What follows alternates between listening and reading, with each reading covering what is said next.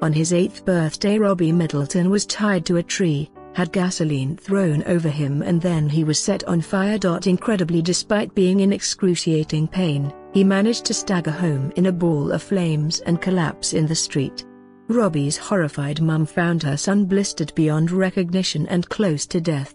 It was a crime that sent shockwaves through the community of Splendora, Texas, and just the start of a difficult journey for young Robbie. He survived the attack, but by 20, he'd spent most of his life in hospital and was dying of skin cancer caused by the third-degree burns.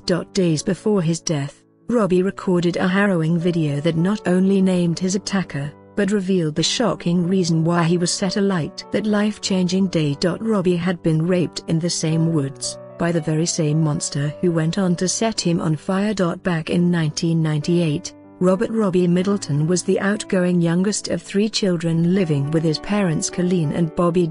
On June 28, he celebrated his 8th birthday, and late afternoon, he walked through the woods behind his home to meet a friend for a sleepover.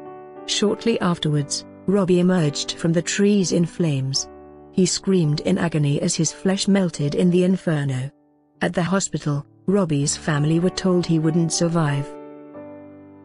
His burns covered 99% of his body and left only the soles of his feet untouched.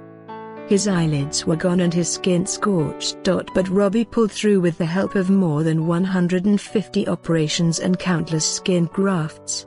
When he was stronger, Robbie named his attacker as Don Collins, a 13-year-old neighbor. Collins was taken into juvenile custody but with no motive, evidence and no witnesses except the word of a poorly 8-year-old. He was released. Meanwhile, Robbie was slowly nursed back to health by medical staff and his devoted family.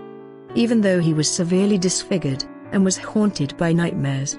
While Robbie surpassed every expectation, Don Collins embarked on a life of crime.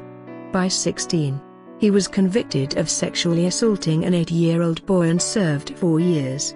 Once released, he was in and out of prison. Robbie never wavered on who had set him alight, and his family filed a wrongful death suit against Collins. For Robbie, there was another cruel blow. He was diagnosed with skin cancer attributed to the skin grafts he'd endured and found himself dying at just 20. Courageously, he decided it was time the truth came out to protect others. From his hospital bed, he gave a videotaped deposition and revealed exactly